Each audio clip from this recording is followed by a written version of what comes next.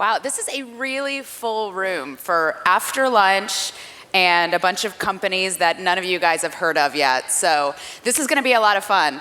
I am addicted to crowds that laugh and give feedback and or gasp. So if you don't clap and laugh and applause and give these startups your love, I'm just gonna be as irreverent and offensive as I possibly can until I get you there. So in the interest of me ever being invited back to this continent again, everyone's gotta be here with me. So let's try again. Let's start out, because all the startups are backstage, and give a huge round of applause for Europe's largest startup competition by prize.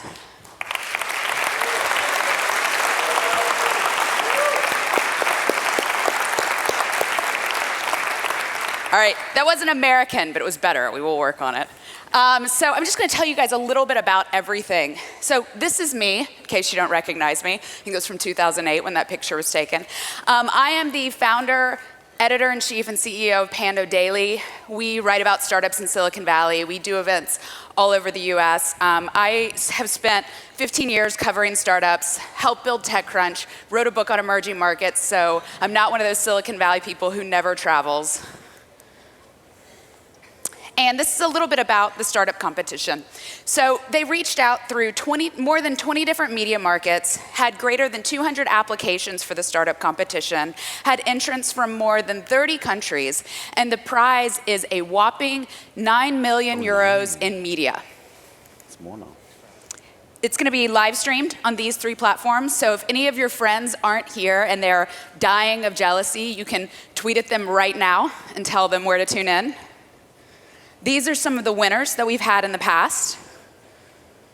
2014, let's see. All right, these are the 7 finalists who you're all gonna get to know a lot better over the next 90 minutes or so. There's GetU from Israel, Squadron from India, Pico from Israel, Flaviar from the good old US of A, Cashboard from Germany, Roomler from the Netherlands, and Showroom from Poland. Again, let's give a big round of applause for these guys.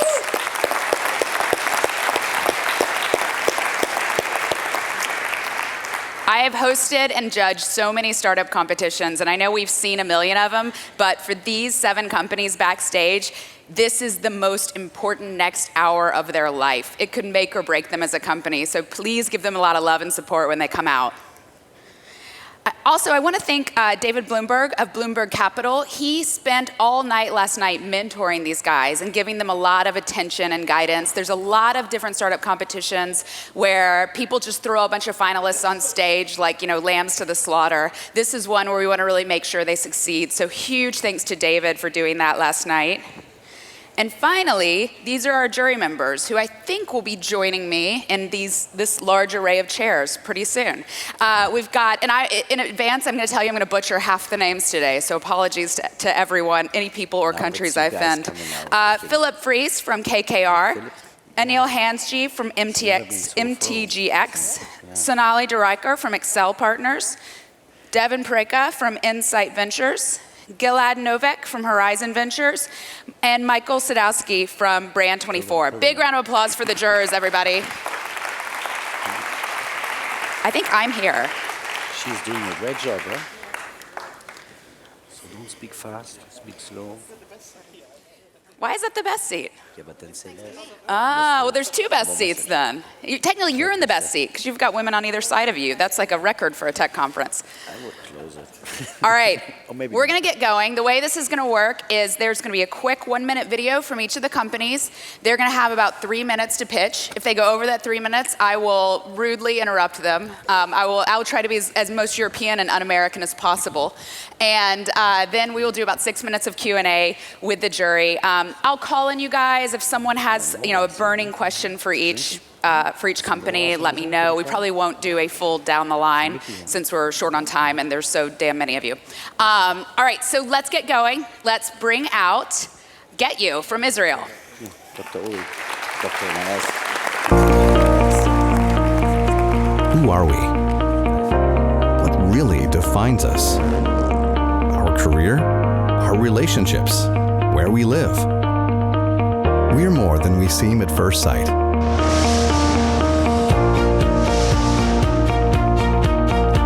We like to sleep late, explore breathtaking views, sit at the bar, play board games, dive into the depths, look for bargains, and even hunt for the next game-changing platform.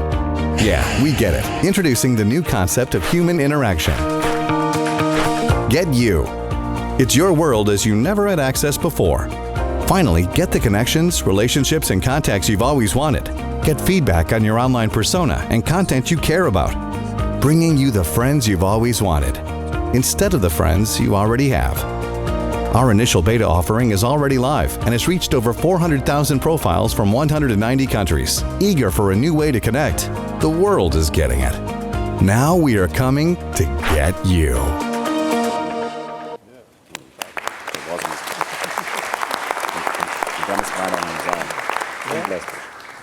Imagine a world where you know how people really get you, where you know how strangers and friends perceive you, your content, and your online persona. I guess you all had your first impression when I walked on stage right now. I assume it was a long line of how people got me at the Get You platform. But once you flip into my Get You profile, you'll see that I am a CEO, a chocolate addict, and a PhD geek.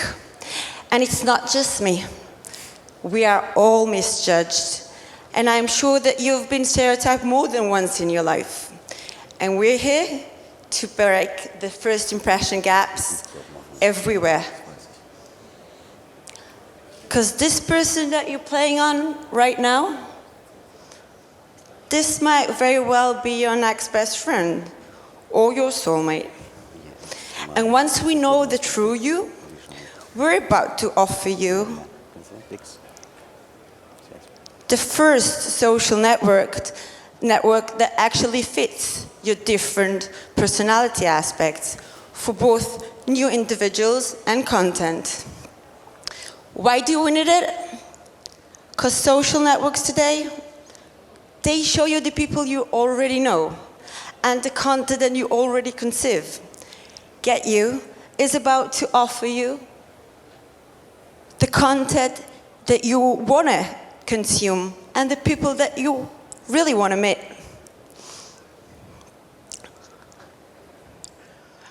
That's why we give you the Get You innovation. The Get You's full platform consists of your first ever personalized feed for each of your personality aspects, for both individuals and content. Your first crowdsourced profile made out for you by others, where you see how strangers and friends perceive you, your content, and your online persona. And the Get You gamified discovery tool. We've currently only launched the gamified discovery tool. We've launched 3 months ago, and we've launched it as our initial beta offering. We haven't even started marketing phase yet, and the response that we're getting is quite amazing. We currently have over 450,000 profiles from over 190 countries. This slide was done 10 days ago when I had to send the presentation. I'm sorry for the adjustments. We have people from Lebanon, Syria, Iran, Iraq, playing people from the UK, Germany, Netherlands, US, a lot of US, and Israelis. Media was kind to us as well.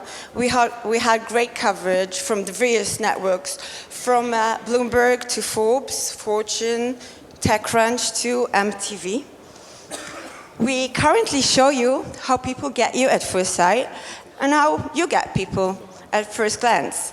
And we're about to show your true self and how you get perceived and offer you the first ever social network for each of your personality aspects. So stay tuned, because we're about to get the real you. All right, that was Get You, everybody.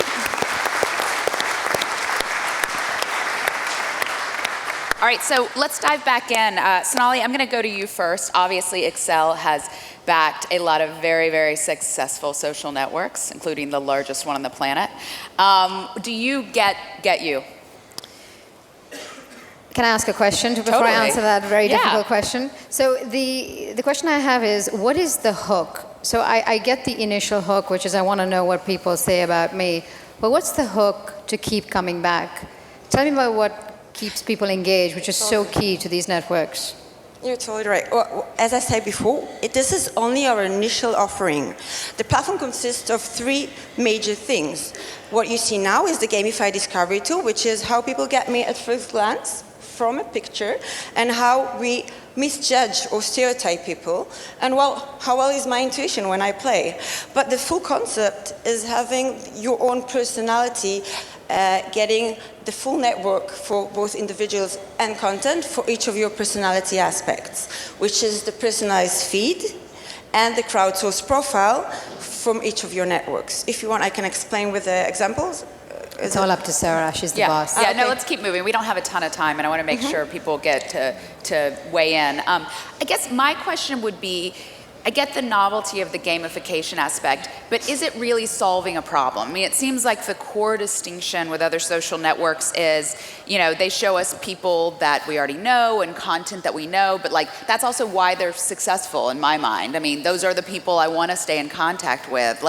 I'm pretty busy. I don't know if I want to meet new people that someone is picking. I mean, do you think there's really a core problem that's being solved by it?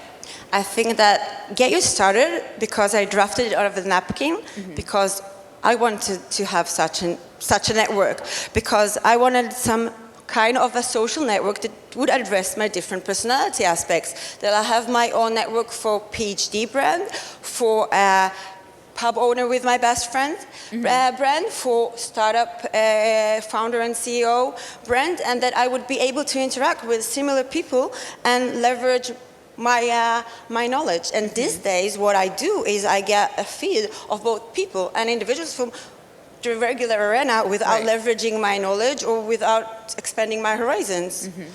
Okay. Devin?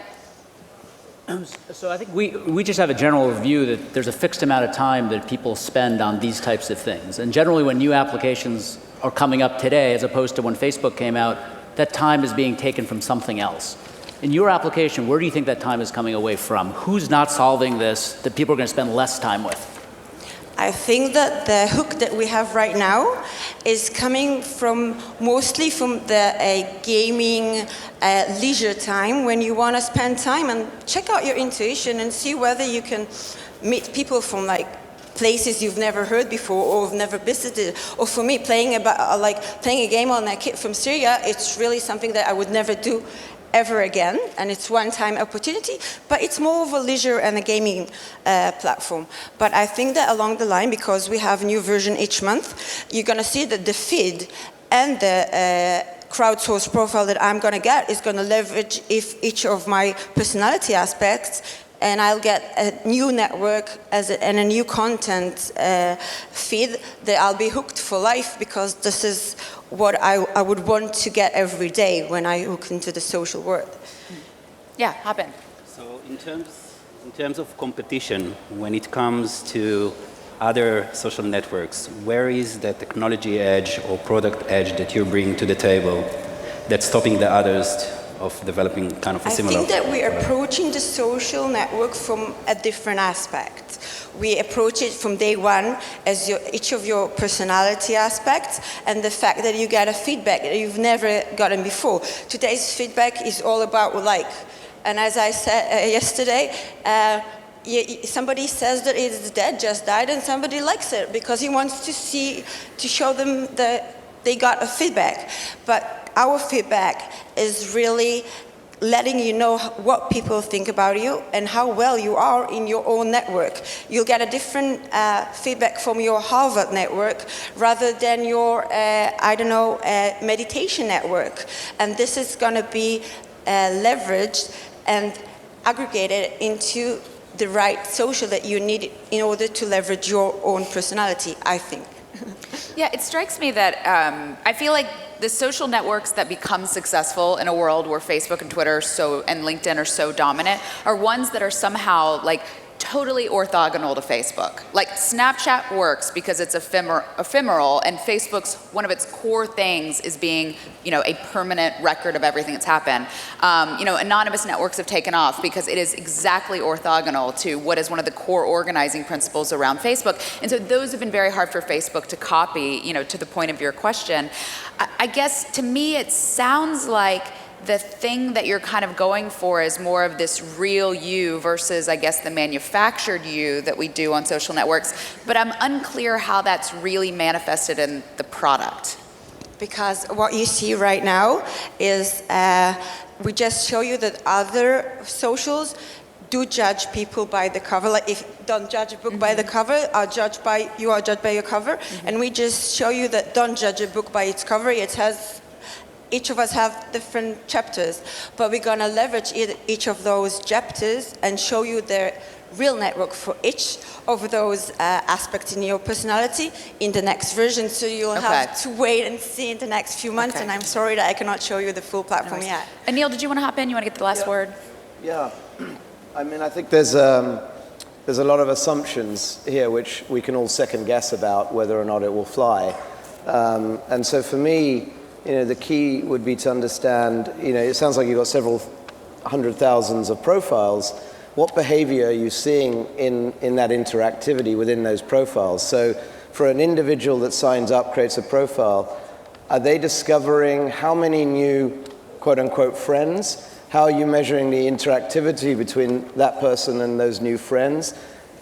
Are they spending more time talking to each other? Are they meeting? What are the key metrics that you're looking for to really test the assumptions that you're pitching us here?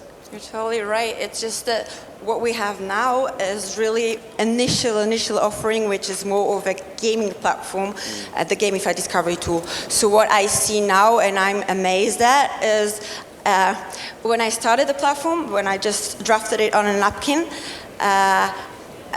my dream was, the day that I drafted it, is I said that I wanted somebody from Iran to play an Israeli and think it's his next door neighbor, and somebody from Israel to play an Iranian guy and think it's his next door neighbor.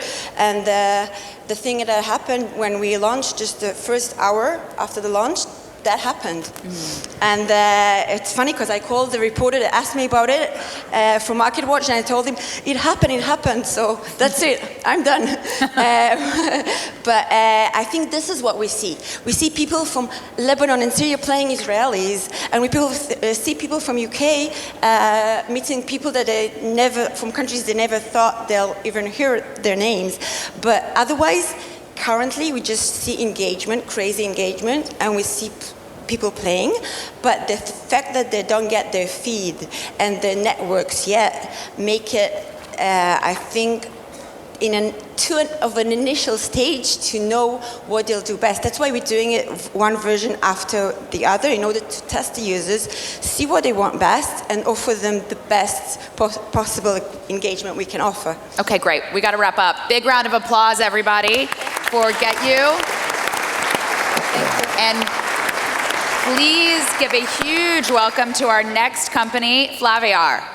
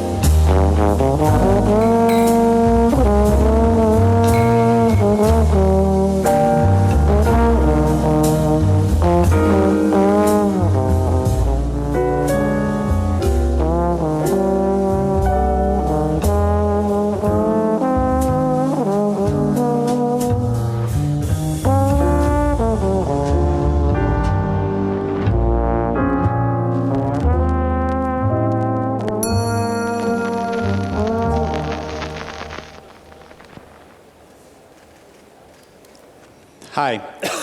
We're Flaviar, and we sell booze. But we're different because we sell booze by letting you try it before you buy it. Here's how it works. You can come to our website and buy a curated sample box with 5 samples of fine spirits for you to try at home, side by side, and decide which ones you like the most. The box comes with tasting instructions, general tasting instructions on how to taste spirits in general, but also tasting notes for each individual drink in the box.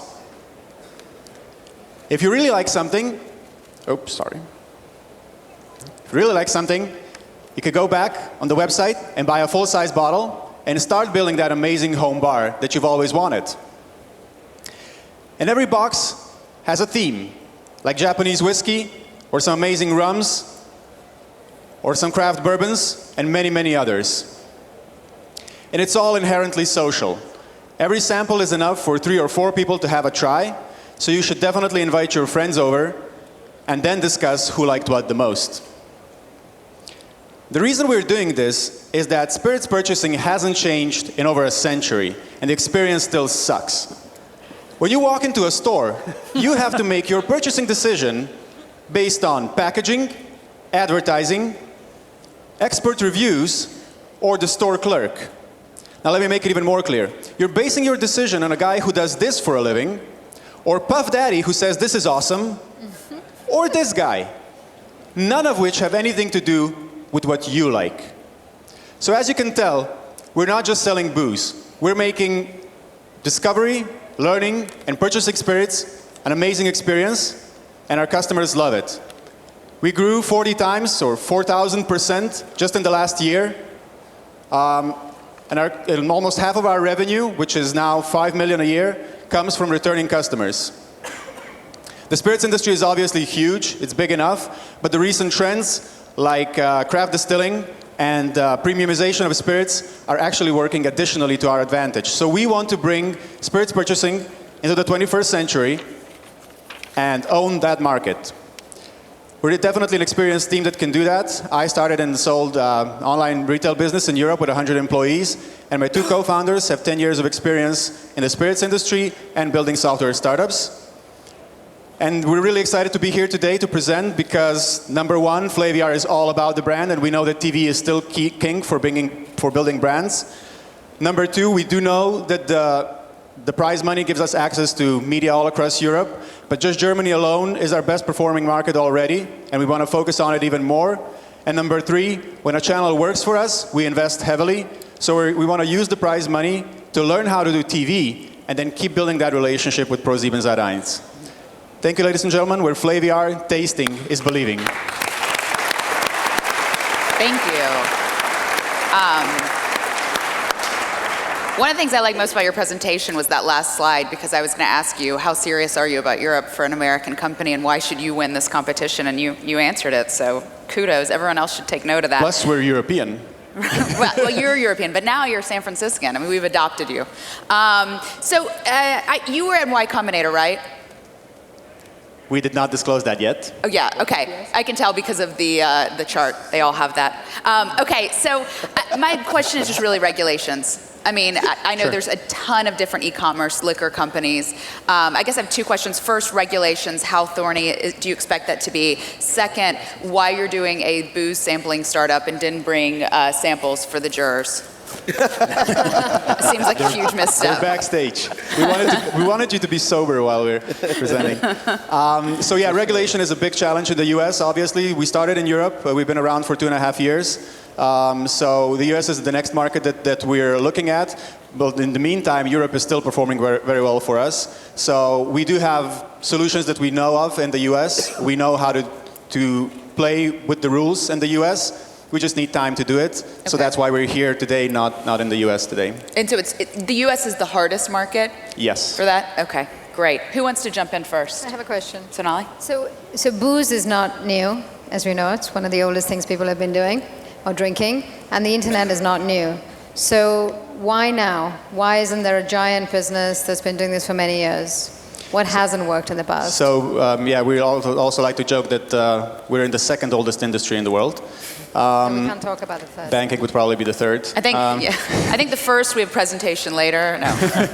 So yeah, why hasn't anybody done it? I mean, it's really difficult because the market is split between an oligopoly of big producers and a completely fragmented market on the retail side because of all the regulation around liquor. So it's really hard to be present globally, and it's really hard to come up with something that the consumers haven't seen before. And what we're doing is we're expanding actually the market because we're getting people who are not experts in spirits. We're giving them an opportunity to try and then buy. So actually what happens with our customers, they end up spending more and more frequently, which they would never thought of before. So that's the new thing about this. Is a nice way, like we say that this is a very female product. Right. So like it gives you a safe place where you can discover, try something new, you get instructions. I mean, it's very similar to Birchbox, which you guys are investors in, right? Fact, yeah. And the thing that, to me, is the beauty of Birchbox over all the other things in a box companies is that, you know, they convert to paying customers really well. I mean, I purchase maybe 7 or 8 things a year through Birchbox that I probably would have never gone out and buy. And you could say the same thing. Cosmetics have been there forever. They're not hard to get.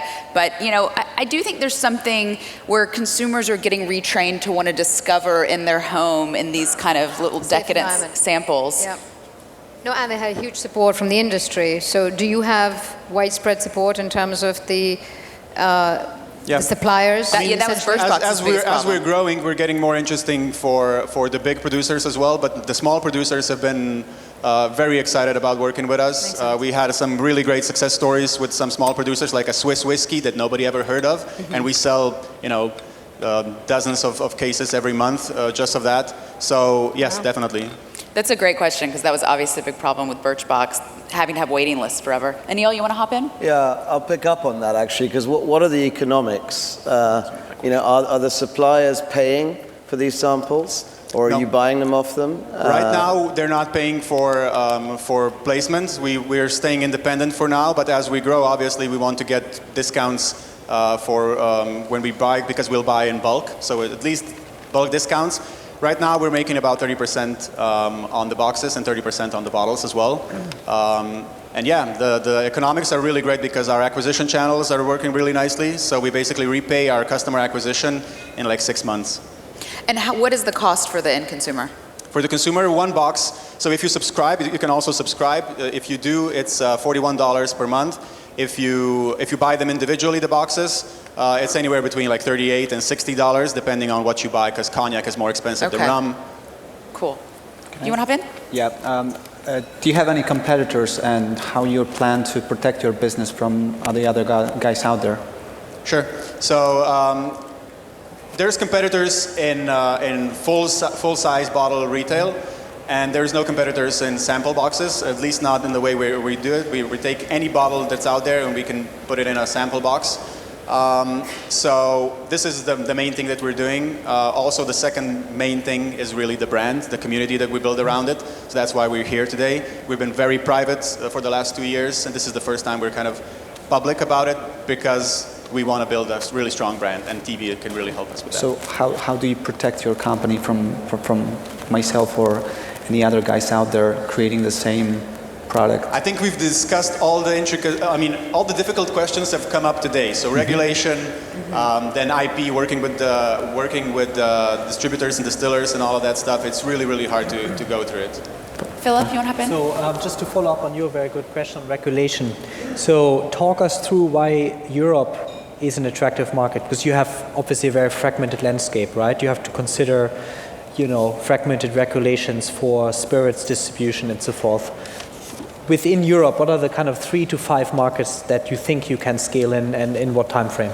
So the best thing about Europe is the EU, which makes it the one common market for this, in terms of regulation at least.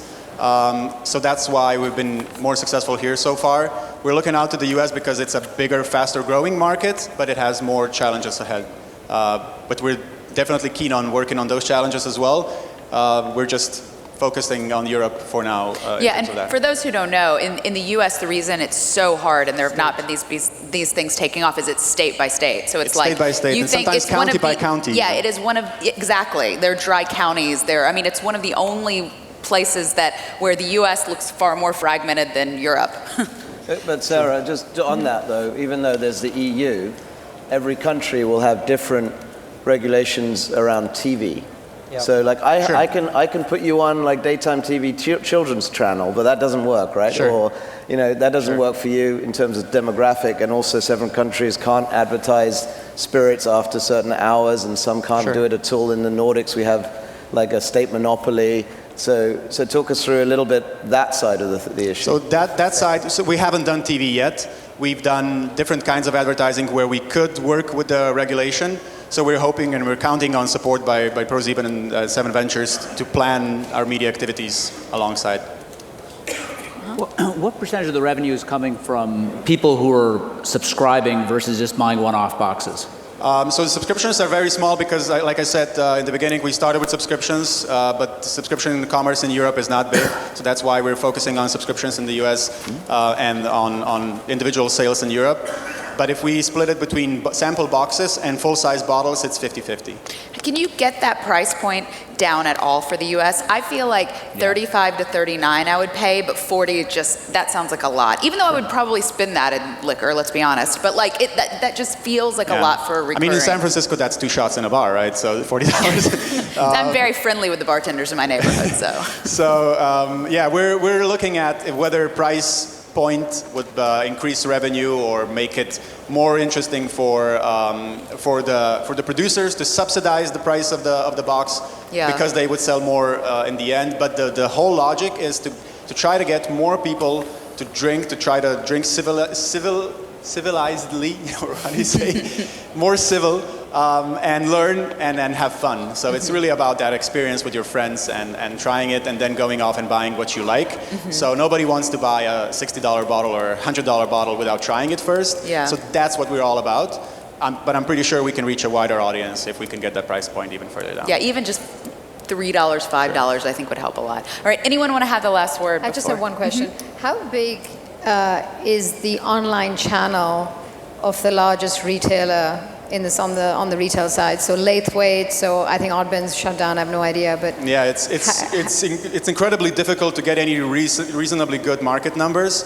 What we've come up with, what I showed on the slide, is that $70 billion in the US is the online liquor market, which excludes, is the packaged liquor market, which excludes like anything that's like restaurants and stuff like that. Out of the 70 billion, online is about 30% or something like that.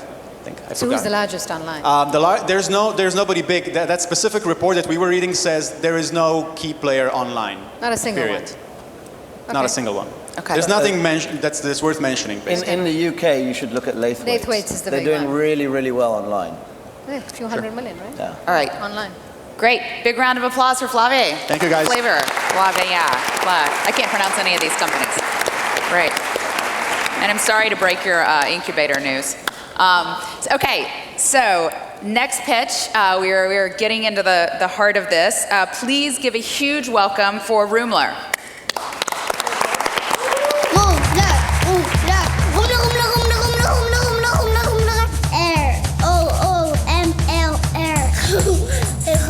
Stuur je filmpje in of je ook veel vaker Roemler kan zeggen. En naar huis.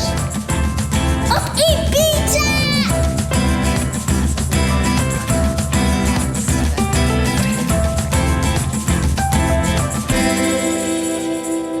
Ladies and gentlemen, members of the jury, it's not great that even my daughter believes in me.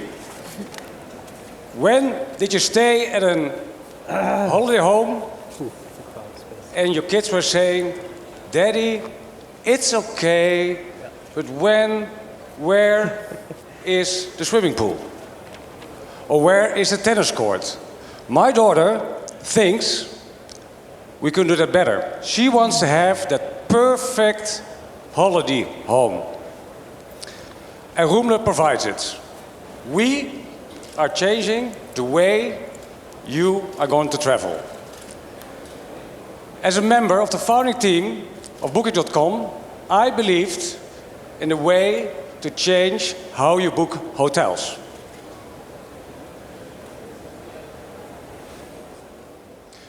So recognize this. If you want to book a holiday home, a lot of websites. What's a good price? Who can I trust? Is the reservation guaranteed?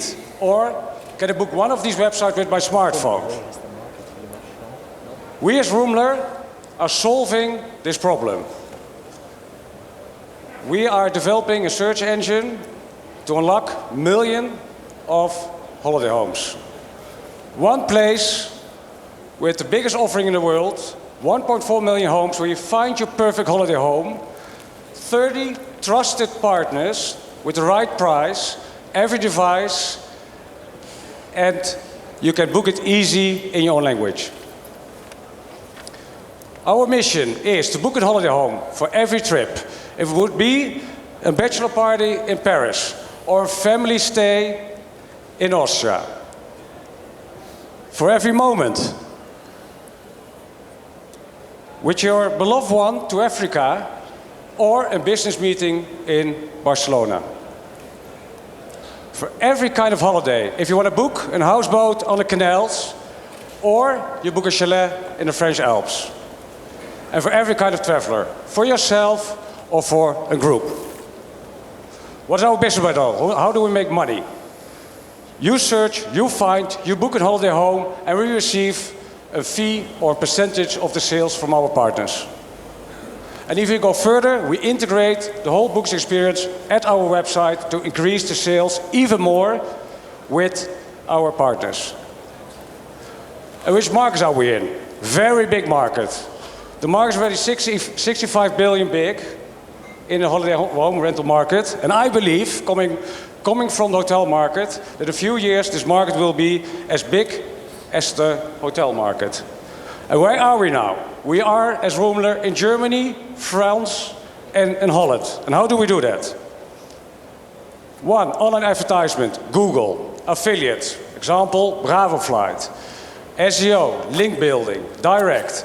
At last, what we are missing, what I think will be the complete mix of a good marketing, is commercials. And we will start TV commercials in Holland and Germany. And the price of today will help us to even speed this up.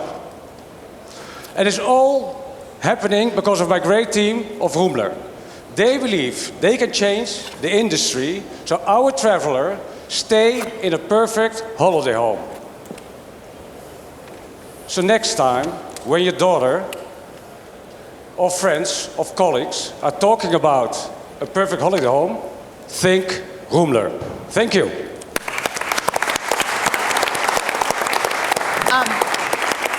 So first off, and this may have been me, I don't know if it was clear to the jurors, I don't really get how you guys are different. I mean, you seem like you're a little bit of like a kayak, you seem like you're a little bit of an Airbnb. I mean, there are places, single spots where you can go and look for things. Yes, you can, but next time you want, if something is not an Airbnb, you see different offering with us. What we do, we are in meta search for a lot of booking sites.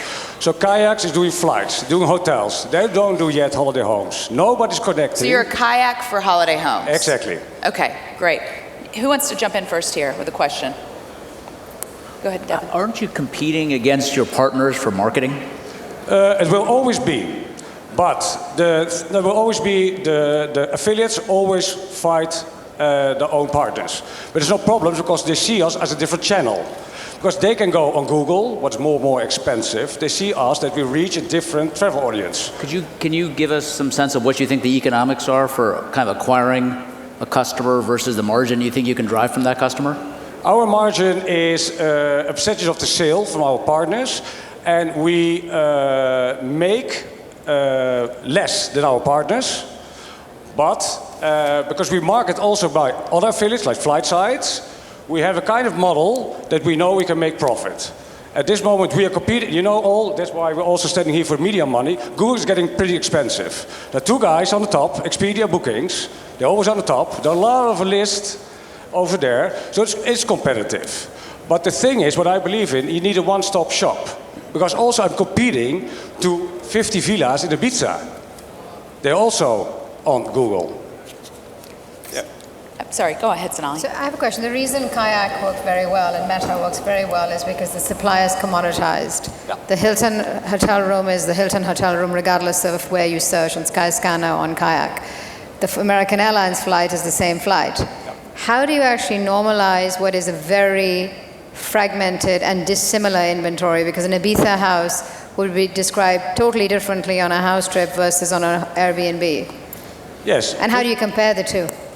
The comparing is the most difficult thing where you stepped in, but if you would not be difficult, everyone could do this. Comparing holiday homes is the most difficult thing because we don't have addresses. You only receive the address when you booked because of burglary and these kind of things. So what we have to use, we are the only one comparing because we are taking the pictures and we compare those pictures. So that's the only way you can do it. And secondly, what you also see, we're taking out doubles. If you would go to Airbnb or to HomeAway, there's Interhome behind it also. We filter that out. So we compare really Interhome, the property, with the real property of HomeAway, if they have the same things. Mm-hmm. Yeah. Anil, did you want to hop in? That was actually my exact questions. Oh, okay. Yeah, I mean, I guess my question is, I feel like when you're talking about either opening up your home or staying in someone's home, there's still a lot of insecurity, and I feel like people trust Airbnb. I mean, Airbnb has insurance, it's been battle tested, you know, we know what's gonna happen. Like, I don't know, it seems a tough business to be sort of a middleman in front of a middleman. Travel is a tough business. No, yes, I did. But when I started bookings, I had some at Golden Tulip, at Hilton. Mm-hmm. But what I did over there also, my users want to have this special villa on Ibiza, which you cannot find right now. Because it's a local language. These guys have 5 villas, doesn't know anything about the internet. And that's exactly where we are in today again. Yes, Airbnb is one platform. HouseTrip is one platform. We talk about that HouseTrip has 400,000 properties. Mm-hmm. Only apartments, 25,000. Airbnb, directly 250,000. Right. But if you look at the space and calculate this very easy, you see that Booking.com you have 300,000 hotels. That is account 30 million rooms. The hotel has 100 rooms.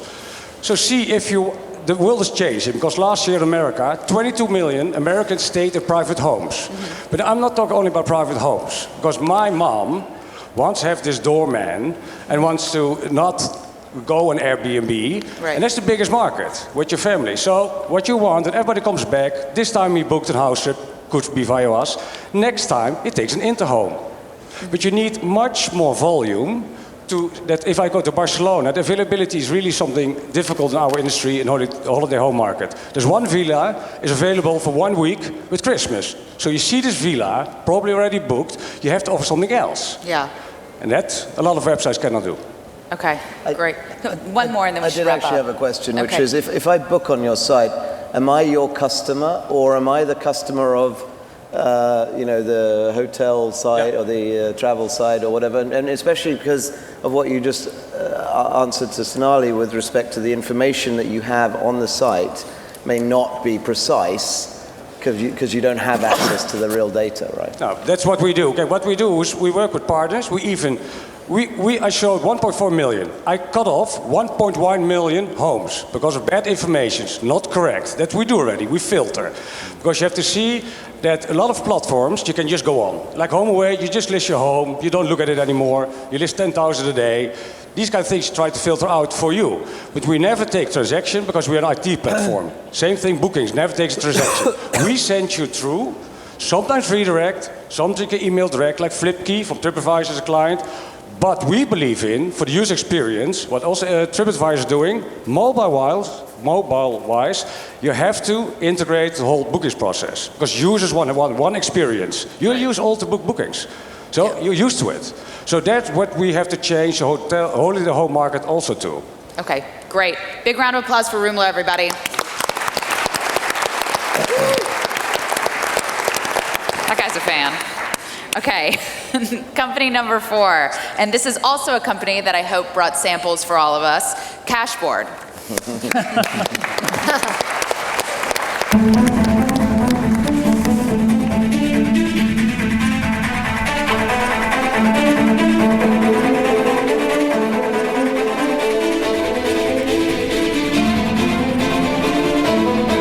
The banking industry is in turmoil.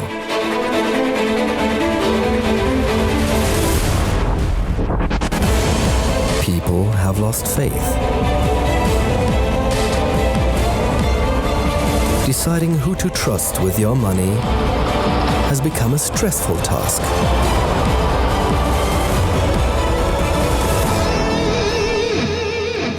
But now you can breathe easy, because we give you money peace of mind. Reliable, simple, tailored to you. Cashboard.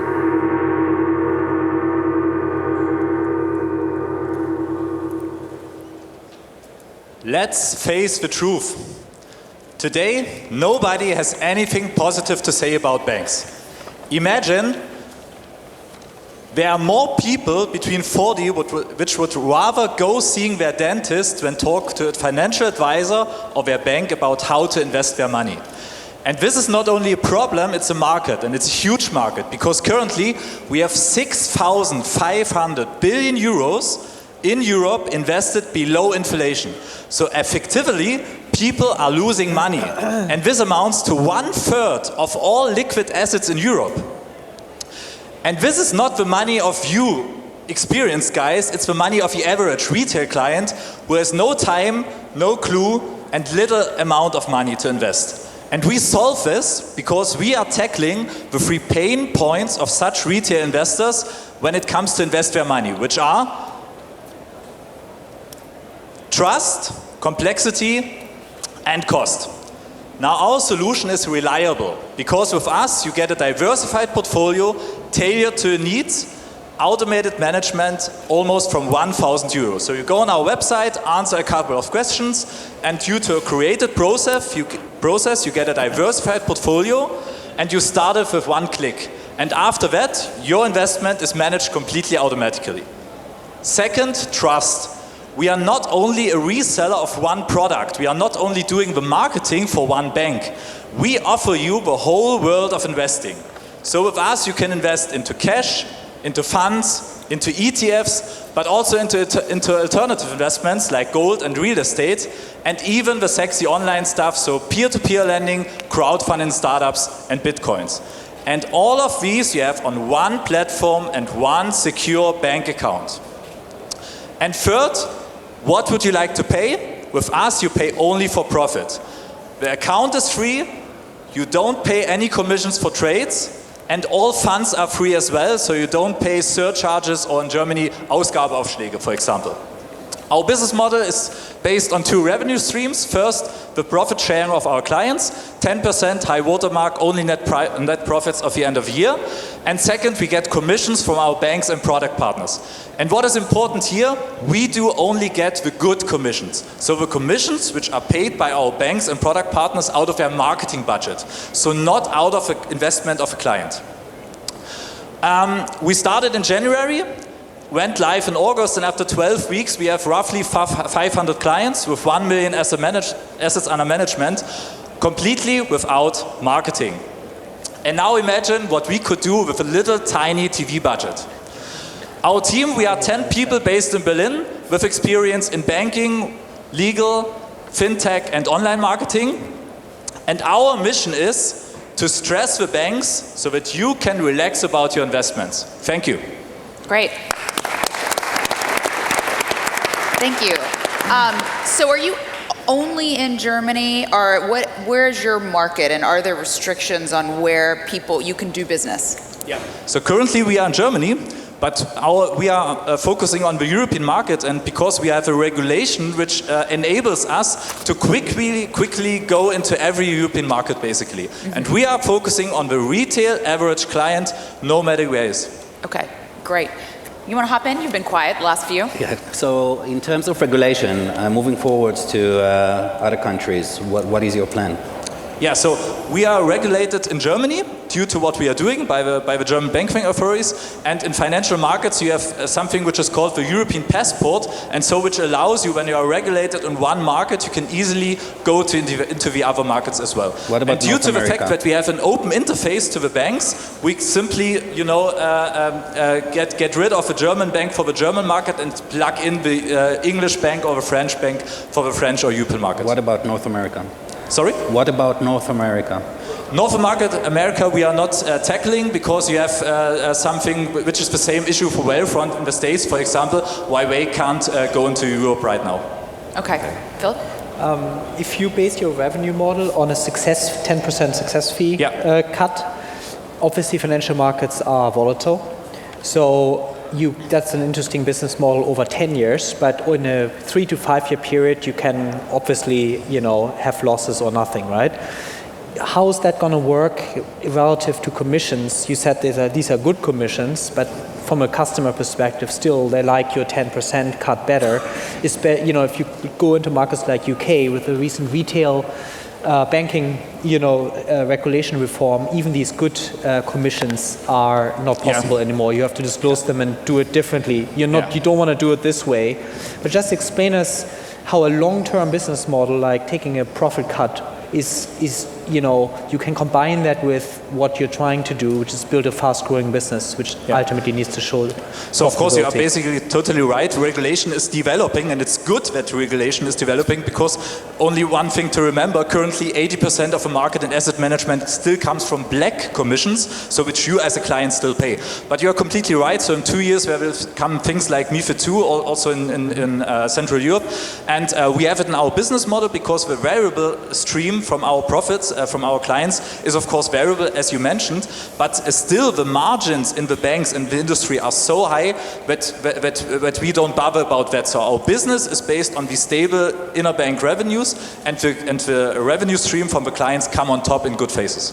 Question for you guys who are, some of the media partners. Do you think something like this would do well advertising on TV? I mean, certainly you get brand awareness, but it seems to me like advertising booze on TV is going to be a better use. Like, I'm not going to see a TV commercial of a company I've never heard of and put my savings in there. If you compare it to Charles Schwab or lots of other products like this, they're very, very effective on TV. But they were a known, trusted brand. I mean, Charles Schwab didn't Not anymore. start. They were. But like Charles Schwab didn't open up and start doing TV commercials one day, and people were like, I think I'll try that Charles Schwab out. I mean, it was something we knew.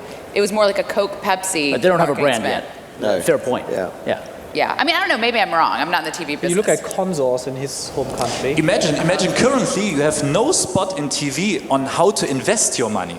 You have payment, you have transfer money to a bank, but no spot at that. And imagine if we go to TV, of course the trust of a TV brand, because the guys of ProSieben will probably look at us and not let us on TV if there's something not good with us. Mm-hmm. And so the trust of a brand of TV will of course boost our business as well. Because in the end of the day, financial business is about trust and range anyway. I think the one thing that you have with respect to your 10% profit is it looks good when markets are down, people are really happy, but when markets are up, being in an ETF fund would be a lot cheaper than paying a 10% fee. Of course, so your net returns are not going to look as good as somebody who's just investing in a Vanguard fund. Yeah. Of course, there's a cap. So what we try is that we give the average retail client the opportunity to invest with he thinks I have nothing to lose. My money is transferred to another personal bank account of my name with Cashboard, and I have the security that I only pay if I make profit. But of course, when people investing more money with us, and we already have clients investing 20,000, 50,000 euros, we cap this profit share. So definitely. Philip's going to burst out of his suit. I think your question was very good. Although I think it's less about the fact that he's not known, etc. But it's more about the fact that it should tell us something that Germans or Europeans don't invest their money, and there's not more aggressive advertising on television or other means to try to convince them to do so. So I guess to ask the question, the big guys, Vanguard and Schwab, etc., have done that really well in the US, but it's not happening in Germany. Why do you think with no brand, no name, not a clear product, how can you do it? And if it really works, why wouldn't the big guys come and take your business with much bigger marketing budgets? So it's not the case that it doesn't work. It's not starting already because the markets just started. Yeah. So imagine Bild-Zeitung just titled a couple of months ago, Draghi is stealing your money because to the inflation is higher than the interest. But what we are doing different to other guys is three things. With us, you have a personal bank account on your name, which don't offer other competitors. I don't want to mention here, but we know each other. Second thing is, with us you not only can invest into ETFs, you can of course if you like, but you are also open to invest on all other things. And what we are basically building is the Kayak and My Muesli for finance. Yeah, so we are a meta platform bringing in the whole traditional world of finance and the modern world. And when I came here to this event, in the metro below and at the bank station, you have all this advertising of a new crowdfunding platform from UK. And this is investing your money.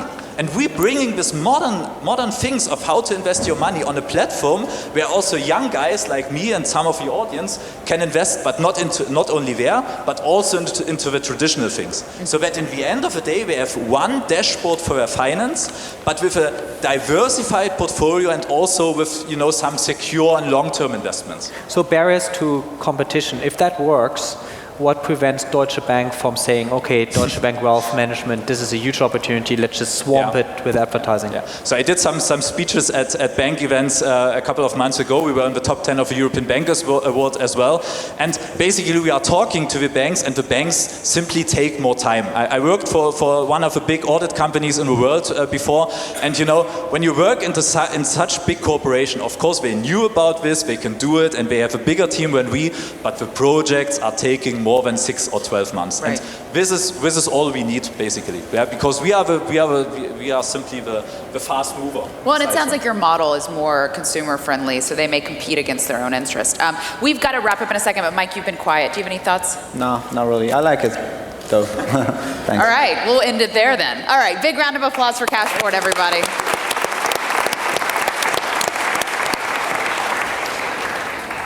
This is a fascinating diversity of companies. I've put together a lot of startup competitions, and a lot of times you'll see the same badge company 10 times in a row. I'm really enjoying the diversity of these companies, so kudos to the 7 Ventures guys for putting this together.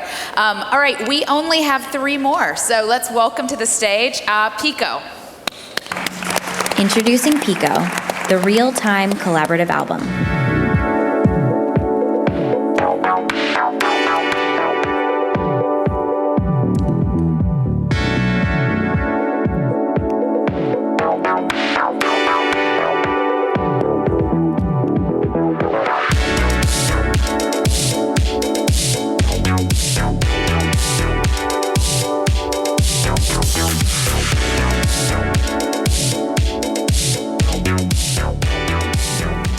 Creating memories has never been easier.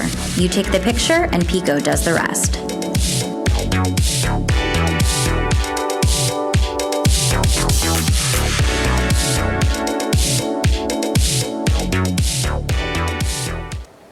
Hi, it's great to be here today, and I want to share my story with you. A year and a half ago, I got married. And the thing me and my wife remember the most from our wedding is that we felt like rock stars. Wherever we went, people were taking lots of pictures of us. At the reception, at the party, at the altar, it was all about taking pictures. Now the thing was, some of our friends are very social, and they uploaded all the pictures to Facebook, tagged me and my wife, and we have access to it. The real problem was that most of our friends, they're just lazy. And until this very day, a year and a half later, I still haven't seen all those pictures. I want to share another story with you. A month before my wedding, my friends arranged an amazing bachelor party for me in Amsterdam. Now, I know that according to the bro code, we weren't supposed to take pictures in this party, but we did, and a lot. Each one of us, we want to see each other's pictures. We wanted to relive this experience through our friends' pictures. But this funny behavior repeated itself. Our social friends uploaded pictures to Facebook, but as you already know, most of my friends are lazy, and they just didn't. In fact, I bet that if each any one of you will take up your phone, you will see many, many pictures that you actually have no use for. But your friends or family, they might love to see those pictures. My name is Asaf Nevo, and I'm the CEO of Pico. I'm proud to tell you that my company has solved this problem of lost pictures. Pico is one-click shared albums. Your friends, with just one click, can join your collaborative album, and from that point, any picture they will take will automatically be uploaded into their Facebook album. Pico is seamless, and it allows your friend to continue and use the regular camera application, and we just do the rest. Now, Pico is an Israeli startup, but we are currently located in Philadelphia. As its CEO, I had the opportunity to travel a lot. I came from the Middle East to West Coast. Currently our office is in Philadelphia in the West Coast. I'm now in London. During this journey, I learned 2 important things. First, I should really travel first class. And second, this is a universal problem. Everybody is constantly taking lots of pictures, but they have no way to collect others. This is why I'm so happy to announce that Pico is now live, both on iOS and on Android, and I encourage you to download it right now and start using it. When you download it, you will see that we have created the world's biggest album. This is an album any one of you can join and contribute its own pictures. In fact, right now, because you're all very sleepy, we're going to do something, and we're going to contribute one more picture to this album together. I want you all to imagine that we are at the Oscars. I'm Bradley Cooper. You are all Ellen DeGeneres. And what we're about to do is to take a Pico selfie. What I need you to do is to take up your phones, please. Come on, guys, don't be sleepy. It's a competition. I need to win. Help me with that. He doesn't get extra points for audience participation, but I'm probably going to lose some. Take up your phone and please point it to me as if you're taking a picture of me. And I'm going to turn around and take this picture. Help me on 3. Please help me count. 1, 2, 3. Thank you so much. I love you guys were good sports. That was a lot of phones up for Deep in the Pitch competition. Round of applause but they for didn't Pico count. and you. They didn't count. Awesome. Well, anyone want to dive in first here? Thoughts? Questions? I can certainly go ahead. Can you elaborate on what actual problem you're solving? I'm like a social media junkie, and I have some problems with seeing what's the benefit for me to install your app right now and to shoot pictures. What's in it for me? For you as a participant, to participate in an event. Right. So let's imagine Nog Conference is using us for collecting all the pictures. When we're working with corporates, which is our revenue model to work with big events, the events usually give you some sort of like incentive. Maybe the best picture from this event will win some sort of prize or some sort of something. And we give them the option to do it in our platform, to choose the best picture and to publish everywhere that they won as the best picture of this certain event.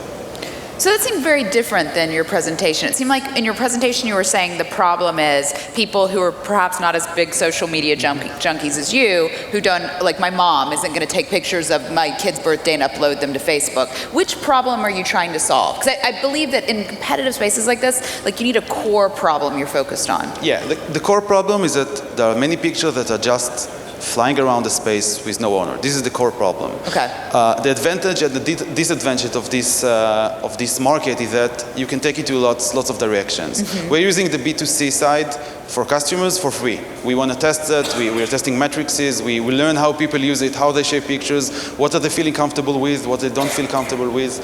But the core business is for corporates, it's for sports games. This is why we're in the USA, because USA is more cooperative in that way. Sports games, anywhere you go to the Phillies game, the Eagles game, they have big screen and they ask you to share a picture with them. They're already inside their natural behavior. So this is what we do for business, but the B2C is more for learning how users use it, actually. Okay, go ahead. So you said that it's a one-click kind of an action. What happens behind the scenes? So how does all the picture that people actually took right now attach to your album? The one-click refers to joining the album. Once each one here will join the album, we have a technology that runs on the background and just collects, whenever they take a new picture, it collects it and automatically uploads it to the shared album. Do you have any automatic mechanism that can identify, I don't know, facial recognition or other technologies that can identify me as a person and find all those pictures flying out there and attach them to me? Okay, any picture you upload is firstly is tagged as you as the photographer, so nothing is anonymously. We know that you took the picture and we're tagging you and you write it down, so first you have credit for the picture and second, we know who took the picture. As for face recognition, this is something on our roadmap, this is something we try to implement. It's always hard we can suggest you, we can determine that you are standing next to someone, but we're using the same APIs Facebook and all the big organizations use in order to have the same functionality, to suggest you maybe who's standing next to you. Sonali, what are your thoughts on this? So, you know, you said that you're for the lazy people who are not social media junkies, so that's your target market, lazy, non-social media. We believe everybody are lazy. Those are pretty much the hardest people to acquire, because even if I'm lazy, at least I have a Facebook ID for the most part. So how are you going to get at me? How are you going to actually get me to do what you want me to do? Yeah, you're trying to get people who are not the heavily engagers to engage. Not the early adopters, essentially. Right. Even worse. And what we're doing actually is we let them engage less. We tell them, let's say it's a wedding, it's my wedding. in my wedding, everybody took, it's a real story. Everybody really took lots of pictures. But if I'll ask my friends to, can you open an email, attach the picture, send it to me, they just won't do that. But if I ask them, listen, join this album in this app, and that's all you need to do. Okay, so you got to get the ambassador to invite people. So you got to have somebody invite. Yeah. So you're really relying on single real-time events to drive usage, whether that's a paying customer, whether that's a wedding, whether that's, it's not so much the day-to-day life, it sounds like. It's the day of their life. It could be dinners, trips, wherever you go, then you have something worth remembering that you want to collect pictures in. You just need to open it and share it with your friends. Right. Once they click join, they don't. But you're need not going to open an album for your dinner tonight. Some people do. I mean, it seems to me like you should really focus. It's a really competitive space, and it seems like you're sort of trying to do every part of it. Like, it sounds like your core thing is interesting and distinctive, and it's like, it seems you should focus on that. Just in terms of the use case, so if this jury were at lunch right now, we wanted to have the lunch, all of us would have to download the app, we'd all have to join the lunch, you would all say yes to lunch, and then all those pictures would upload to that album. Is that how it works? That's the use case? Yes. Okay, so you need to have basically everybody in your group in a day-to-day application actually have the application. That's what I'm saying. Something like a wedding Yeah. or a sporting event or something like that seems a good way to drive that. Because I agree with Sonali. It's hard to get people who aren't heavy engagers to even download, and even if it's super simple. This is what we are doing is doing in a very obvious events, weddings, bar mitzvahs, all these events that people are very engaged into, sports games, all that. And not dinner. You can use it at dinner, but this is not our market. We don't try to convince you to do it at dinner. Right. But usually, as we research and find out from matrices, once one user have it and have interest in taking, everybody usually join him. You need one leader in a group. What's the revenue model? This is what I said before. We are selling the ability to collect pictures and events to corporates, to sports game, concerts, venues, conferences. Great. Okay, I think we have to wrap up. Thank you so much. Thank you. Big round of applause for Pico, everybody. I feel like we're really getting to the nut of these companies right when we have to wrap up, which is probably a relief for them because the questions probably only get harder. All right, we have 2 companies left. Thank you so much for everyone for hanging in as a great audience. Let's bring out number 6, another female CEO, which I love. This is Squadron.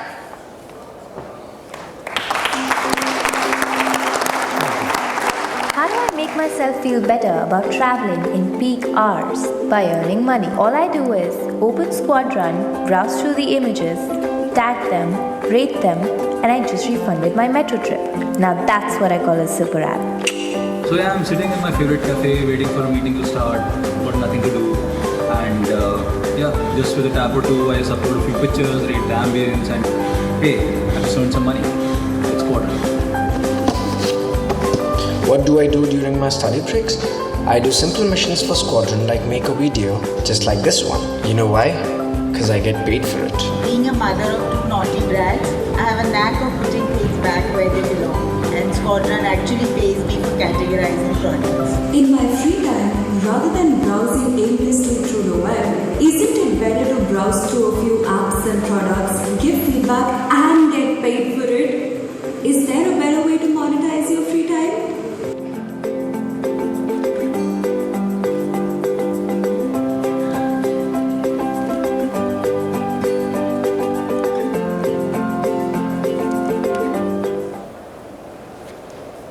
Right. So the interesting thing about that video was that it was entirely crowdsourced using Squadron. Now, Squadron is basically a crowdsourcing platform that enables a business to outsource those microtasks that require human intelligence to a crowd of people. Some examples of such microtasks are moderation of reviews for an e-commerce marketplace or categorization of products, UX or UI feedback on new apps and websites. All of these tasks are completed by the crowd or the users of our mobile app. What we have done is built very strong quality check algorithms which ensure that the crowd is of high quality and capability. I'll take you through a brief case study.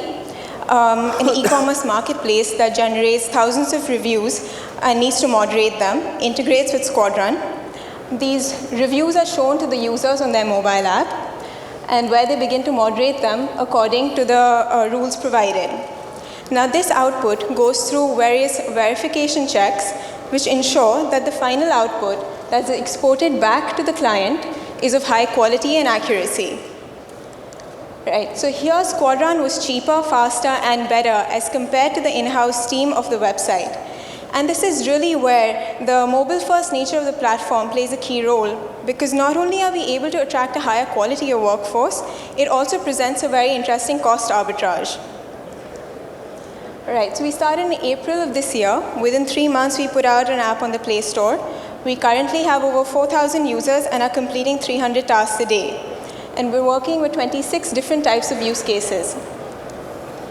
So this is our vision. We view crowdsourcing as a stack. At the infrastructure layer, you have the crowd or the workforce. On top of that is a platform layer, which basically enables you to leverage this workforce to get an output. And the application is the final product or service created using crowdsourcing. So while we are focusing on optimizing existing business processes using crowdsourcing, the idea really is to be able to solve more and more complex business problems, create opportunities, and sort of create a marketplace in the application layer itself. So where someone could probably come and build an app over Squadron that lets you manage your Twitter page or even your customer support. Because the fact is, and we truly believe, that given the right tools, the crowd is capable of amazing things. Thank you. Thank you. So I'll start off. I think a really interesting idea. What are the economics, though? I mean, how all those guys in the video at the beginning, like, how much are they making? Because I feel like when you're paying users to do something, it totally changes the dynamic. Like, they are then doing it for money. They're not doing it for love or community or endorphin rush or all the other reasons consumers participate with apps. And so, is it if you're going to cross that barrier, is it enough money that it's going to be more than just a novelty for a month or so? Right, so what we have done, the app is highly gamified and it's very engaging. We care very deeply with our players or the users of our app, and we connect with them. So that's exactly what we wanted to change, the sort of behavior that I'm just doing this to earn money and that's the sole purpose. So I'm just going to mess with the system and try and get as much money out of it. We've been successful in creating the sort of behavior with the users we've seen so far, where they've emotionally connected with us. So, we get calls from them. They connect us to different clients, for example. And it's really become a sort of behavior where, they have nothing to do. And so they pull out our app and play on it because they find the task interesting. So this video was actually so exciting to players. They called us up and said that, are you sure you're going to just make sure you put my clip on the conference? Right. And, so stuff like that. So how much are they making now? So they, an average task pays around anywhere between 50 cents to $1, but depending on the complexity, the price goes up. Okay, yeah. Great. So my question is really a follow-on to that. Yeah. I mean, as you look at Europe, which countries do you think this applies nicely to, both from a product perspective, but also an economics perspective? Right, so the reason we're looking at Europe is also because of the diversity. There are a lot of languages, and having a diverse player base enables us to also enlarge the demand, which is the business side. So in Europe, while we haven't exactly been able to validate the economics of it, but the countries that are interesting to us are Spain and Greece. Basically countries, where people, even for this small amount of money in their dead time, when they monetize it and they're able to get it, would really value it. Okay, anyone else? So what is the process that you run in order to identify satisfaction out of those little jobs? Pardon? Satisfaction out of the jobs that they're actually doing. How do you measure it? So at the end of every task currently, we have a rating scale. So we ask them to rate whether they would do this task again, or how, like on a scale of 1 to 10, how much fun did they have while doing it. So if they were to do it again, we assume that that they were satisfied with the amount of the reward that was given and the task. Who are some of your biggest customers right now? Pardon? Who are some of your biggest customers? So they're all startups from late stage to early stage. So Groupon is one big customer of ours. Then there's Snapdeal. we're working with a lot of clients in the MR space, so even companies which want to do sort of, and I can't name them, but companies that want to do, get inside the wardrobes of people, find out what is the exact amount of clothes that they're wearing, what sort of clothes they're wearing, and this is something that Squadron is doing for them. Devin or Sonali, could you see your companies using this? We're investing in a company called Fiverr, which is a services marketplace. It used to be, I'll pay a $5 for you to do this, and it's sort of diversified beyond that. So, a bit of pattern recognition. To do what you're trying to do, where you're going to have enough consumers wanting to do the job with intelligence at any given point in time, you have to build density, right? Yeah. So, and given there's going to be a variety of use cases in a variety of geographies, you're going to have to build quite a big consumer brand. Do you agree with that? Or do you think you don't have to build a big consumer brand in terms of the supply? So to a certain extent, yes, we definitely have to build a consumer brand. But the thing is that with consumers, we found it's relatively easier to crack that market. So it is a marketplace, and there's always a chicken and egg problem. And for us, the supply side has been relatively much easier to crack, even though with the different use cases. We do bucket our users on who's good at what sort of task, and those tasks are shown accordingly to them. But the idea really is to make it a business focus, or enterprise sales are something that we are focusing on currently. Devin, could you see any of your companies I was just going to say that the one thing I'd be careful of, we've seen a company that's doing something similar, is that lots of e-commerce companies try using this type of stuff, particularly to populate reviews. And to your earlier point, sometimes the impact of that is the reviews don't have the authentic nature because people are getting paid for the review. And the impact sometimes can be, negative, which is the company basically says, I don't want to use the service anymore. So I'd just be careful about, I don't know if that's a use case that you guys are seeing, but. No, so we moderate the reviews that are actually posted on their website by their users. We have stayed away from sort of seeding, like maybe app downloads or creating reviews. So we've stayed away from that consciously. Yeah. Great feedback. Michael, Philip, any last words, questions? What's the authentication layer for the people actually doing the job? How do you filter out potential frauds and people that are not doing actually what they were paid for? Right. So we have we have very strong authentication checks. We take Facebook and device IDs. So if somebody is messing with the system, they're out and it's difficult for them to get back in. Now within the app, there are a lot of verification checks built in, like test data, which is, if you show them 10 sets of data items, we put in 2 where we already know the answers. Then there's time checks. We actually monitor the amount of time each user is spending on each question. And there's also peer review, which is sort of a meta mission. So if I do something, it gets reviewed by 3 other people on the platform. Cool. I think really clever company. A lot of challenges as you guys have outlined, but good presentation. Thank you so much. Thank you so much.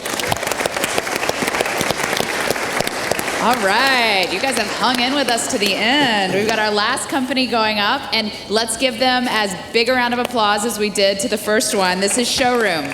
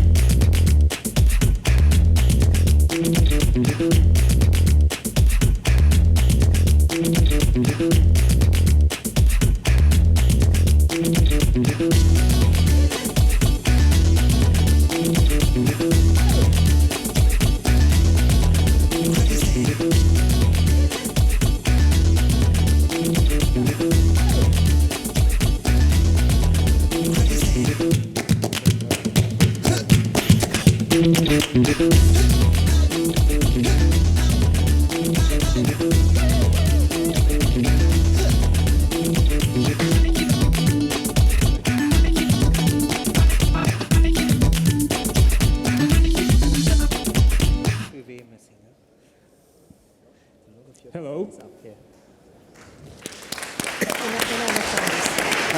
Hi.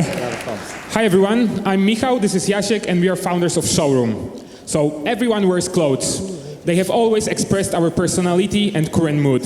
Unfortunately, within last decades, fashion brands, big global fashion brands, have made us all look the same. Luckily, fashion is becoming democratic, thanks to thousands of young, independent fashion designers. At Showroom, we aggregate them at one marketplace and connect with fashion lovers from all around the world. Meet Patrick. He'll be here in a moment. So Patrick just graduated from fashion school and he started his own brand. He is producing beautiful and unique dresses. He's struggling to enter the market and he's overwhelmed. He was selling 10 pieces a month, mainly to his friends, until July when he was approached by showroom scouting team. They helped him improve the quality of pictures. They created online ads. They created a remarketing campaign for him. And they introduced him to the top fashion magazines on the market. In October, Patrick sold 317 dresses and his business is growing like crazy. Meet Kasia. She's a fashion freak. She loves Polyvore, lists, and spends hours browsing through Net-a-Porter in search for the perfect pieces. Unfortunately, she cannot afford most of them. Recently, she has discovered Showroom, marketplace offering wide range of unique designer clothes that are affordable and locally produced. Kate knows that curation at Showroom is being done together with fashion editors from the best fashion magazines like Elle and InStyle, which guarantees that the looks she's buying are really very trendy. She also knows that Showroom takes care of the payments, customer service, and logistics, and it makes her feel safe about her next order. In the last 3 years, we've created the biggest marketplace in Central Eastern Europe to buy fashion from young designers. We scout young and upcoming brands, and we give them space to showcase and sell their products online. We also take care of marketing, public relations, customer service, logistics, and payments. We basically let designers do what they're good at and take care of all the rest. So in the previous 3 years, we've sold over 180,000 products, and our team consists of 25 great professionals, and they are building a beautiful product that both designers and customers love. Our business model is very simple. We basically charge 30% on the commission on every sales, and that's it. So in Germany, there is more than 20,000 young fashion designers and no platform that would help them get noticed. We want to enter this market in early 2015 with support from Hubert Burda Media, our strategic investor and one of the biggest media companies in Germany. We believe the TV campaign will be crucial to establish our market position in Germany, and we want to use it to tell people about democratic fashion, that they can look cool and hip, wearing unique designer clothes, that not spending a fortune. We want to tell them the story of Showroom. Thank you. Thank you. Thank you. So I'll start off. I guess you guys, unlike some of the other companies that we heard from that have a lot of regulations, like, this could be a global company immediately. Why are you focused on a country-by-country approach?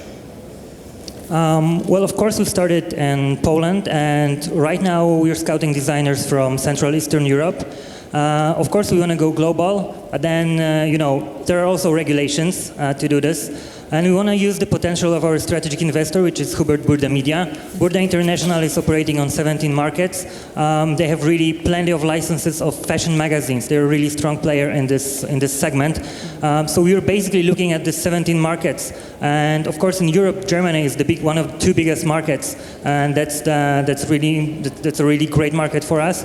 We're also looking at Turkey. We're looking at some countries in Central Eastern Europe, and in the second stage, that would be Asia, where Burda is also present. Okay. And do you guys do your own fulfillment, or are you just a platform and the designers have to do it? So it's drop shipping. We are integrated with UPS API, so it's really easy for both designers and customers. They can always track the parcel, and the designer can order a courier with just one click. And what we are doing different than other marketplaces is that we are delivering the designers the boxes and all the promotional materials. So from customer perspective, it's like buying a regular store. And it's also, since we introduced it, it really worked very good for our customer retention.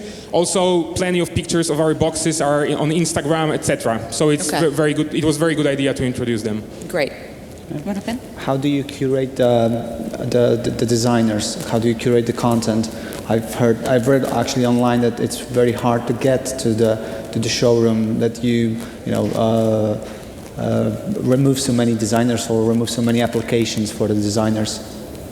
Well, yeah, that's true. Actually, we try to work with the top 10% of designers, and on the way to where we are standing now, we've learned what kind of criteria we have to put in front of designers to fulfill the customer request. Basically, we do really wanna deliver the best product they can get, the best customer experience.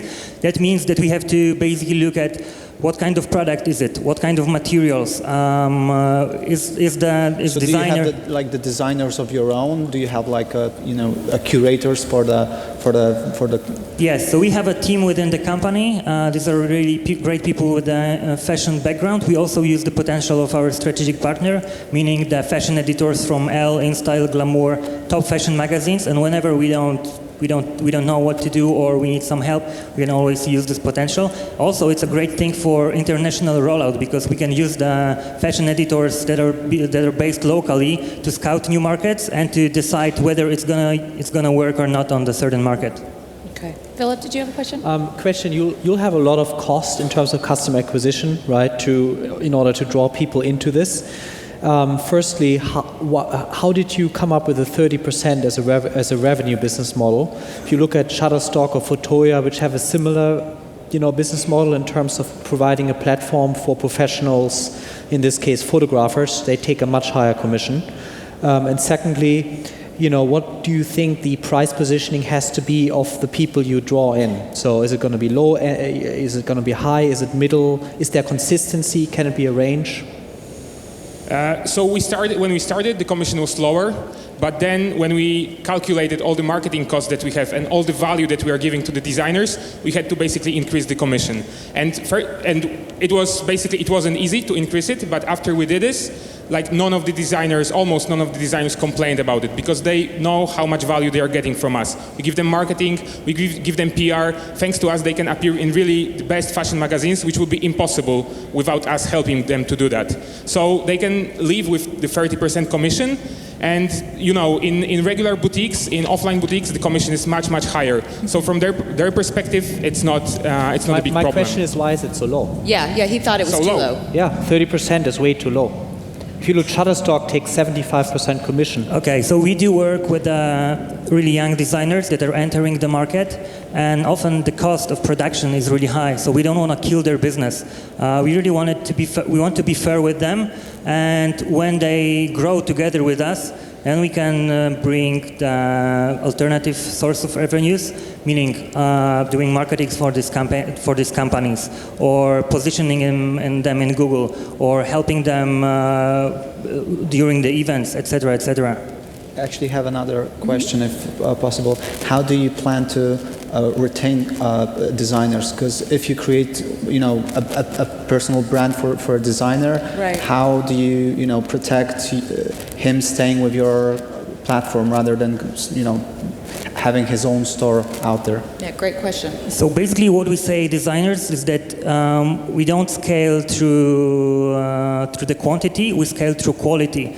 That means that designers are growing together with us, and we are organizing workshops for them, we're preparing tutorials for them, we teach them basically how to make business so they can grow, they can sell more, and our commission is of course higher. And actually it never really happened that the designer would leave us. Of course there is certain retention, and there are designers that don't meet our criteria anymore. But we are so close to them, and actually our team is working on it, so it never really happened. Okay, Anil? Yeah, I'm interested in understanding some of your customer repeat behavior. So, what are you seeing in terms of repeat orders and cross promotion across different designers? Are they buying from a single designer? Are they encouraging to buy from different designers? And also, on the negative side of that repeat purchase, how do you deal with returns, especially if you're positioning yourself as the brand with your material? I mean, who do I return it to, and how do I make a complaint? Okay, so when it comes to customer retention, more than 60% of our revenue is coming from repeated customers who already bought something. When it comes to designers, what we can see is at the beginning they start buying with one brand that they probably know from also different sources, and then when they are sure that it works out very well, they are happy with the orders, they start buying from different brands. What we also know is that sometimes people forget which designers they bought from. They just know they bought it from showroom. And this brings me to another part of your question, so the returns. So right now the returns are done also, as it's dropshipping, so the returns are like sent to the designers, but it's also via our UPS integration. So we exactly know when the customer sent it, when it got delivered to the designer, and if there's any problem, we can step in. And the return rate is pretty low. It's lower than the average in Poland, and it's around 15% right now. So. Okay, great. We got to wrap up. Big round of applause for Showroom, everybody. And now the judges are going to go backstage and deliberate, and we are all going to hang out. So you have 1,000 people sitting here waiting for your decision. So as quick as you can deliberate, that would be wonderful. So I can let you guys go, and then I'll see you back out here in 2 minutes. 2 minutes, wow. Correct? Yeah. Okay. Okay. It's going to feel so lonely on this stage. Been so many people. All right, here, I'll collect. I'll be, I mean, you know, can be the Vanna White of this stage.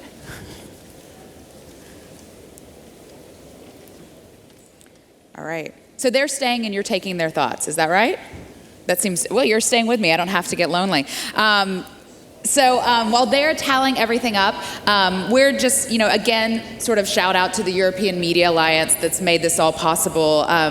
You know, I first got to know Seven Ventures a few months ago, and they were telling me about this alliance, and the, you know, there's such a resurgence and power in using television, and everyone wanting to expand internationally and struggling on how to do it. So I think it's a really cool idea, and was really happy to be part of this event.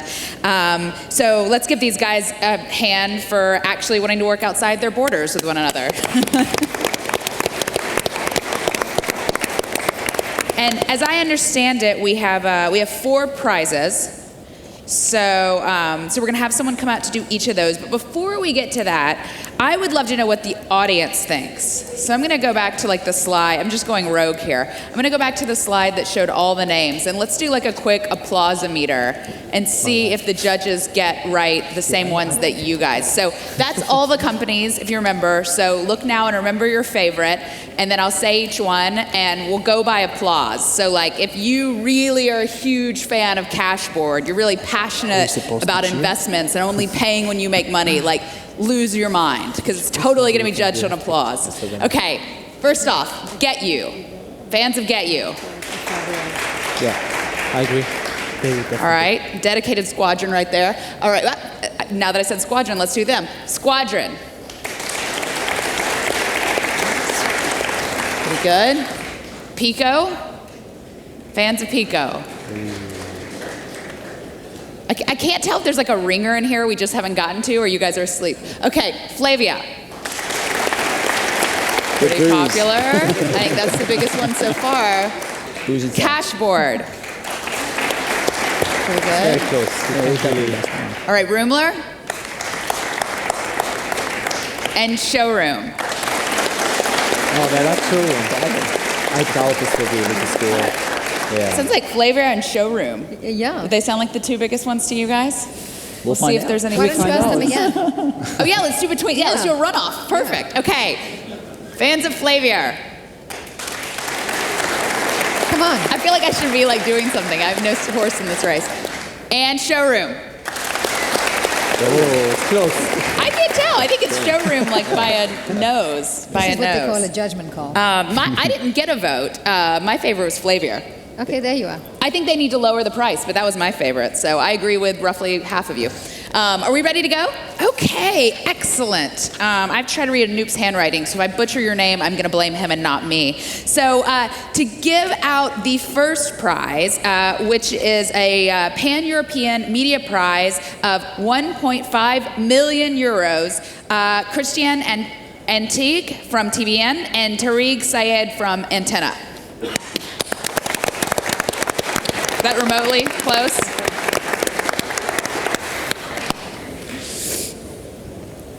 Oh, look at that. Suspense, suspense. Oh, yeah. I know. Congrats. Okay. Yeah. So, yeah, I don't know who it is. Does it? Oh, is it on the slide? Do I need to schedule forward? Ooh, I think it actually may be on there. The UK guy, the No, I have no control of my Spanish, clicker. which took kind of There we the go. role of It's François on Flavia. the service side. Oh, wow. Only number 4. Yeah. Because the jury is teetotal. So is this like a first right? Yes, pretty impressive. Is that the first or the fourth, Sarah? Is that the first or the fourth? It's the first, right? Is that the big prize or the Is small that prize? the big prize? No, that's the small prize. Okay. Number 4. Okay. Number 4 is the big prize? Number 4. This was Okay. number 4. Oh. Okay, We're great. starting on the bottom. Okay, interesting. Got it. Sort of. Okay. All right, perfect. Now, the third prize is going to be presented by Michael, our friend, somebody's a from teetotal. and Gilad, our other friend, anchoring the panel. And the prize goes to, I assume this is just going to hop up on the screen again. Am I supposed to do it? Let's see. Let's see what happens. I don't know. It wasn't Showroom, the other popular crowd favorite. Okay, now I'm really confused. So there you go, actually. So that's weird. People, huh? Showroom is third. Showroom is third. I think At least we had them. Congratulations. Well done, guys. potential, but it's going to be Fantastic. Yeah, I think I'm doing this one. Bravo. I'm going to get into 1,000 regulatory things. Way to go. And co-crowd favorite. Not that you win any money for that. I don't know. All right, so the other one was Pan-European. That was third runner-up, second runner-up. This is first runner-up. Got it. And then the big one. Okay. Exactly. I finally got it. Okay. Public is wrong already, right? Well, no, because so the public is wrong on showroom, but as I understand it, which we know is very little, Flaviar could still win the top prize because the Pan-European prize is like on its own track. And who decides that? Pan-Europeans. I don't know. Not me. Unfortunately, I did not get a vote. It's all of you now. It's getting really complicated. I'm glad you find it complicated. It is not just me. All right, so here we go on the first runner-up for the big prize. So the first runner-up, our old friend we've been hearing from, Devin, and the winner is Flaviar. Okay, Yeah. Okay, all right. I'm confused. I'm back out, guys. Okay. Yeah. Congratulations. You guys are crazy. All right. All right, you guys. They want you to get. What, no one told me. Hold around. That's like I a do this? full-on.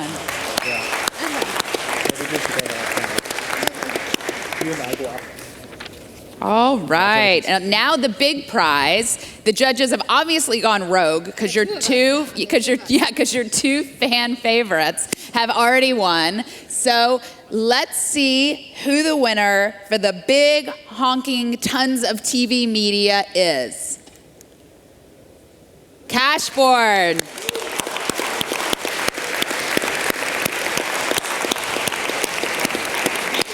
Aw, I gave him a hug. That's sweet. So while they're doing an endless photo shoot, I'd love for one of the judges to talk about why Cashboard. Why was that your favorite one? Du musst hier die Kamera. Andere Seite. Anyone? No, these guys are in their own huddle. Right. Gilad, Michael? It was, I had 3 potential candidates for the winner, and there was a showroom, it was a cashboard, and there was Flaviar. So I think the guys are doing amazing stuff. If they manage to bring the trust to their users, because now they're somewhere in between. Because I went to their website and I found English option not working. So they have to really work on the trust issue. But other than that, they have amazing idea, I think. Well, and I guess that was the one I was the most skeptical of how TV would do for them. So I guess we will find out. I should tell you a secret. Uh-huh. The jury is teetotal.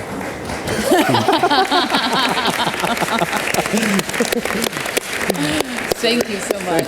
Thank you. Great work. Thank you. All right, awesome. Thank you guys so much for being part of this. This was an amazing startup competition. It must have been interesting because you guys are still in the room, that or you're just British and really polite. A lot of times these things can drone on and get boring, but Seven Ventures picked amazing teams, amazing jurors. Thank you so much for your insight. Thank you, Sarah. I've worked through the jet lag, which is probably the most we can say about me, but thank you again, everyone. I know this means so much to the startups for you to care about their journey. I'm an entrepreneur too, and sometimes you just want someone to listen to you for 3 minutes and think that maybe you can do it. So big round of applause last time for all the jurors and all the startups. And if you'd like to talk more about the impact that TV can have on digital ventures, please join us upstairs in the workshop where there's going to be a longer conversation about it. Thanks again.